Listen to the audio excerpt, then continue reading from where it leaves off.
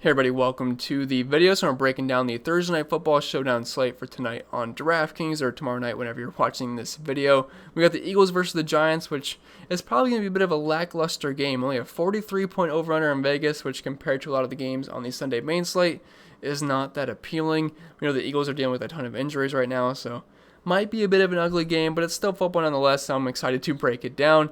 Also, if you find this video helpful in any way possible, please leave a like on the video, and if you're new to the channel, hit that subscribe button. It really helps me out. I really do appreciate that.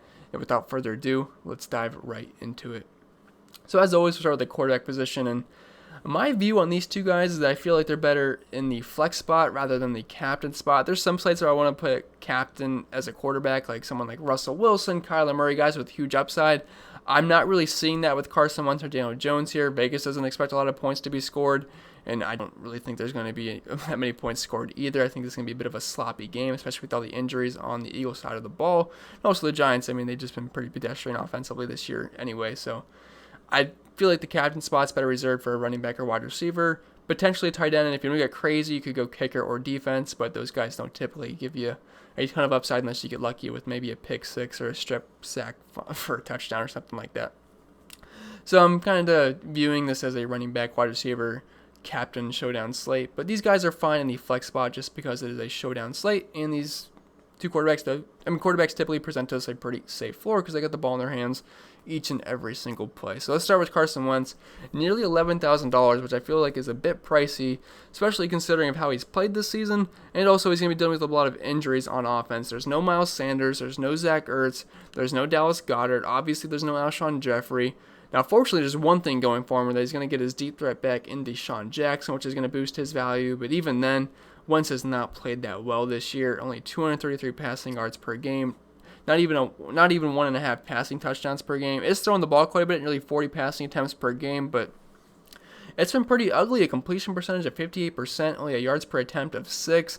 Not having a great season, and again, he's without quite a few good options here, so I do have some concerns for Carson Wentz, but he is averaging nearly 30 rushing yards per game, which is nice, but even then, it's not really been enough for him to be a viable option most weeks. But this is a good matchup versus the Giants in the DVOA department. They're 23rd DVOA versus the pass, but they've been a little bit stingy versus opposing quarterbacks this season when it comes to fantasy points given up, as they're only giving up 17.6 DraftKings points per game, which is 8th best in the league. But he's just the kind of a guy you plug in your cash game lineup, or just your single entry just to lock in that floor. So Wentz is okay for that, but I'm not really expecting too much out of either quarterback. And a lot of what I said to Carson Wentz can apply for Daniel Jones. Again, not expecting too much, but with it being a showdown slate, they're fine. They can get a couple of touchdowns. Although Daniel Jones is really struggling in the touchdown department this season. He's not even averaging a passing touchdown per game right now. Only 203 passing yards per game, 0.5 passing touchdowns per game, 6.1 yards per attempt, and overall some pretty ugly numbers. He actually has a bit of a rushing upside here. He had a nice long run last week. 34 rushing yards per game isn't terrible, but even then, he's not having a good year, and this Giants offense is not that great, especially without Saquon Barkley. Although this is a good matchup versus the Philadelphia Eagles. They are 27th DVOA versus the pass, and allowing 21.2 DraftKings points per game to the quarterback position, which is more so mid-pack. But 250 passing yards per game and nearly 2 passing touchdowns per game. So Daniel Jones, he's fine in the flex spot, but that's pretty much as far as that would go.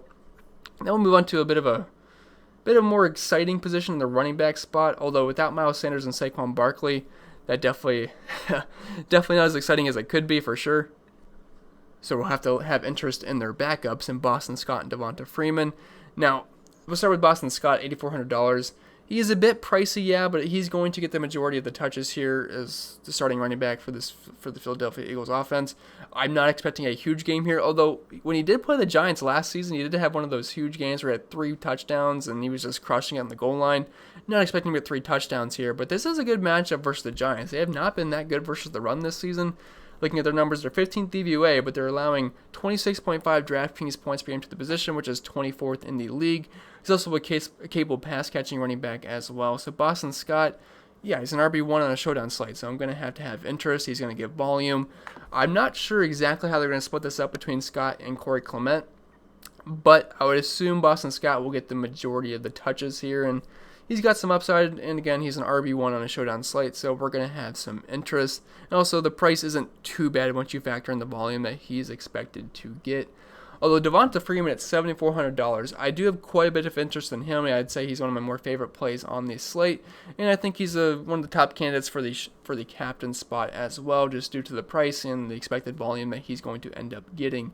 I mean, $7,400 is not that bad. And if you're looking at his numbers this season, he's only getting about 12 rushing attempts per game, but that's kind of skewed in week 3 where he only got 5 carries.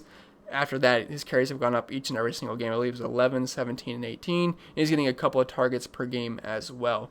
Now, Philadelphia's run defense actually is pretty good. They're 12th DVA versus the run and allowing the 7th fewest points per game to the running back position. But again, he's an RB1 on a showdown slate. I like that price point, $7,400. And if he's going to give me around 15 to 20 touches, I think that's going to be good enough for me at his price point. So Devonta Freeman, I do like him quite a bit. And he's definitely going to make my lineup. It's just a matter of if he's going to be in my flex spot or if he's going to be in my captain spot.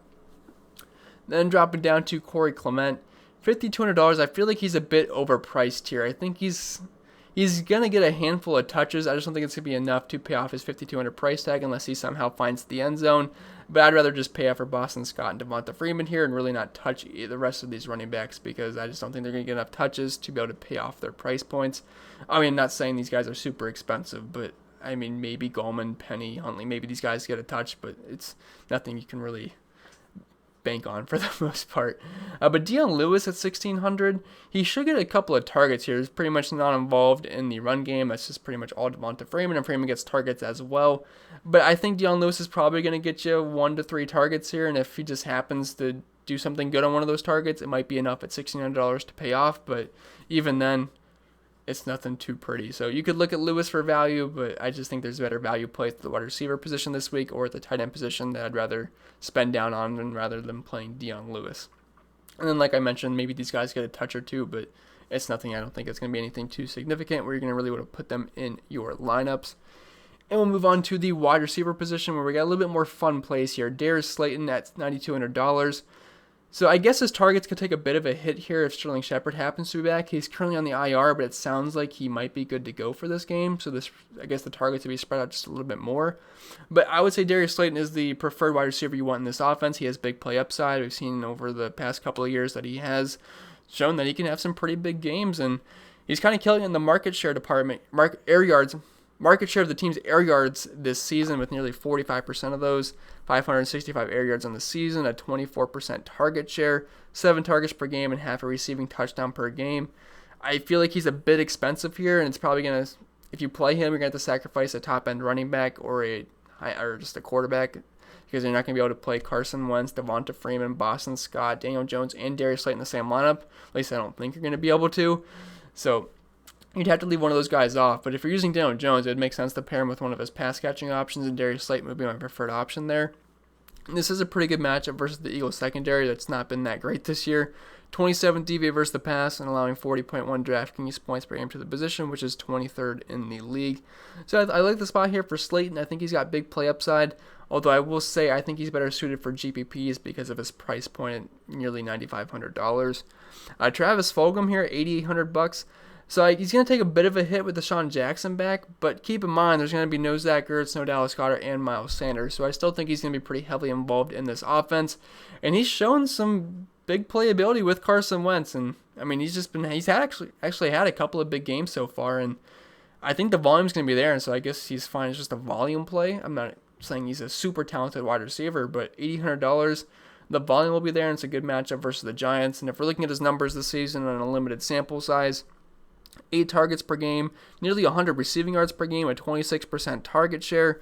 And if you're looking at the Giants' numbers, they're 23rd DVA versus the pass, and they're 22nd versus opposing wide receivers. So Fulgham, I know he feels a bit expensive, and it definitely doesn't feel good paying $800 for a guy you probably never heard of before a couple of weeks ago. But, I mean, hey, the volume's going to be there. It's a good matchup, and I don't mind Travis Fulgham. Sterling Shepard, like I mentioned earlier, he's an interesting case because he is still currently on the IR, and he has to be activated before 4 p.m. tomorrow, or today whenever you're watching this, to be eligible to play, so keep your eyes out for that. But from what I've read, there's some reports where it sounds like he's going to be good to go, but I can't be for certain. But if he's good to go, I don't know, it still feels like it'd be a bit of a risky play because he hasn't played in a while, so I'm not sure exactly what his usage would be like. But I think that would make him fine in tournaments because we know he's a talented wide receiver and he will get targets as long as he's good to go. I mean, it's a very limited sample size, but 5 targets per game this season. Obviously didn't do anything crazy with them, but it's a good matchup versus Philly, and we're just going to have to keep our eyes on the news with Sterling Shepard. I can't really say anything definitive as of right now. Golden Tate at 6,600. I mean, there's just a lot of boring plays on the Giants. Like, Slayton's kind of a fun play, but after that, Shepard, Golden Tate, and, I mean, Evan Ingram, I guess, is kind of exciting, but none of these plays are just something you're kind of getting out of bed and really excited to play one of these guys, because you're not. I mean, they're kind of boring plays. Golden Tate, 6,600, about 5 targets per game, a 16% target share, a very low ADOT of only 6.1. He's kind of just a check down guy. I mean, you're not going to get really anything too huge out of Golden Tate. He's a talented wide receiver, but this is a bad offense, and I wouldn't say Daniel Jones is the best quarterback in the world for sure. But I like the matchup. It's just, I mean, these guys are kind of just lineup fillers. If you happen to have around 7K left, you can throw them in, but I wouldn't expect too much. Deshaun Jackson at 5,800, I actually think he's a pretty solid play at that price point, because he can certainly take the top off of defense, but I feel like he's just more of a tournament play. But I'll do like the price point. And if we're looking at his numbers this year, it's a bit of a limited sample size because he hasn't played too much, but about 6.5 targets per game, 31% market share of the team's air yards, and 8 off 17.3. So I like Deshaun Jackson in tournaments for sure, especially at that price point. Greg Ward at 4,800. He's an alright play, should get a few targets, but we've seen his targets declining each and every single week with the emergence of Travis Fulgham. Then you're going to throw Deshaun Jackson back in the mix, so I'm not expecting too big of a game here from Greg Ward, but it also helps that both the starting tight ends are out and also no Miles Sanders. So, I mean, he should get like a handful of targets, but $4,800, I wish he was just a little bit cheaper. But he's had some decent games with Carson Wentz, but it's a good matchup. I just wish he was just a little bit cheaper, but I think he's okay. Whiteside, 2,400, I just probably wouldn't play Whiteside. I mean, the guy just does not look that good. Yet he has a total of 4 targets on the season, so I don't really think we can trust like a Whiteside there. John Hightower at $1,200. I think he might be worth a dart throw at $1,200 just because there's so many injuries on this Philadelphia Eagles offense. Deshaun Jackson being back, I guess will maybe hurt some of these wide receivers just a little bit, but even then, I mean, Hightower is getting a little bit over 3 targets per game right now. An 8 out of 21.7, 413 air yards on the season, a 20% market share of the team's air yards, only an 8% target share, but he's got big play upside. So John Hightower, I think he's fine as far as a dart throw goes, just because he's got some big play upside there. And I mean, it's worth a shot on a showdown slate. He's one of those guys that can certainly win you a tournament. And then Austin Mack and the rest of these guys, maybe they get lucky with the target, but outside of that, I wouldn't really count on anything. If Sterling Shepard's back and he's good to go, that's going to hurt Mack's value. If Shepard is out, we can play Mack at $400, but you're definitely not going to feel good about not the value, but the volume you're going to get from him. So then we'll move on to the tight end position, and it's pretty ugly here without Zach Ertz or Dallas Goedert. So we'll start up top here with Evan Ingram at $8,000. He is obviously the best tight end play here. It's just he's pretty expensive, and I definitely don't think he's a must play here. His numbers are pretty pedestrian on the season, as are most of the Giants players, but 5.5 targets per game, only 30 receiving yards per game, and a little bit over 3 catches per game. Now, he does have a 13% market share of the team's air yards, but that's not that good. I mean, compared to these other tight ends, it's good, but keep in mind both the starting tight ends for the Eagles are out, so these numbers are going to look pretty inflated and pretty good here for Evan Ingram. But 8 out of 4.9 in the season, he's just not been that good. Now, the matchup versus the Eagles, it actually is pretty good from a tight end's perspective, as they have really struggled versus tight ends so far. 27 DB versus the pass, which I went over, but a 18.9 Draftkings points being allowed to the position, which is 29th in the league, also known as the 4th most points allowed. So Evan Ingram, I know he hasn't been great this year, but he's like the only tight end I can really trust, I guess. I mean, Richard Rodgers is going to get targets, but I don't know. Evan Ingram's got some upside, and it's a good matchup. It's just I don't love that price tag. Richard Rodgers, though, at $5,000, so he's going to be the new starting tight end for the Philadelphia Eagles here with Zach Ertz and Dallas Goedert out, so that's going to give him value. I think the price point's okay. I wish he was just a little bit cheaper, but I think DraftKings, I guess, did a good job of pricing him up, being the starting tight end. But I'm not really sure how this is going to work out for him. But the volume's going to certainly been there, and he's actually been involved this season. It's not like this is going to be his first week actually getting some targets. I was looking at his game log earlier this season. He's been at 2, 4, 1, and 3. And I would expect him to see 5+ here without this 2 starting tight ends. So Richard Rodgers, decent matchup versus the Giants, so they have a pretty poor pass defense. But if you're looking at how they've done versus tight ends, though, they've actually been a bit stingy versus tight ends, only allowing 8.9 DraftKings points per game, which is only 6th fewest in the entire league, but I think the volume's fine. We know Carson Wentz likes throwing the ball to tight ends, so Rodgers is a solid play, I think, at his price point. Caden Smith, 2,000.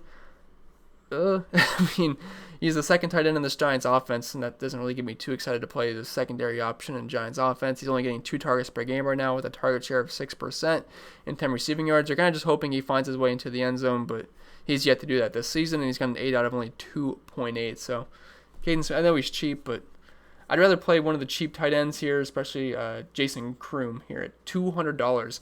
So he's going to be involved here. Again, both starting tight ends are out for the Eagles. I think I mentioned that 40 times so far in this video. But at $200, he's going to see a couple of targets. Indy actually scored last week. I know he only had 1 catch for 3 yards, but it was for a touchdown. He's only $200. Maybe that happens again. And if that does happen again, you'll be pretty happy with only $200. And the rest of these guys, you're just kind of hoping for a target. But my preferred one would be Kroom here at only $200. Then the defenses, I actually have some interest in both these defenses just because I'm not expecting a high-scoring game. Both these totals are pretty low at 19.5 and 23.5. If I had to pick one, I'm picking the Eagles just because Daniel Jones and them and company just not that exciting of an offense, and they just kind of struggle to score touchdowns. But the Eagles, all their starting offensive pieces for the most part. You could play the Giants defense as well, but if I had to pick between the two, I will start with the Eagles, and they are playing at home, and they're 4-point favorites, and they have the lower implied team total against them, but I actually think both are viable here. And the kickers, they are what they are. If they hit their field goals, they hit their field goals, and they become decent value plays.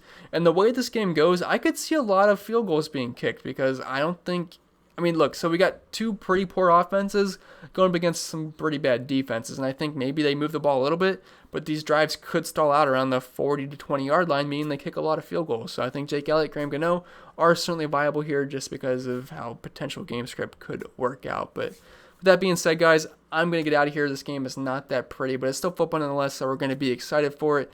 Hope this video was helpful. If it was, make sure you leave a like on the video. If you're new, hit that subscribe button. It really helps me out, and I really do appreciate that. And I'm going to get out of here. So see you guys in the next one.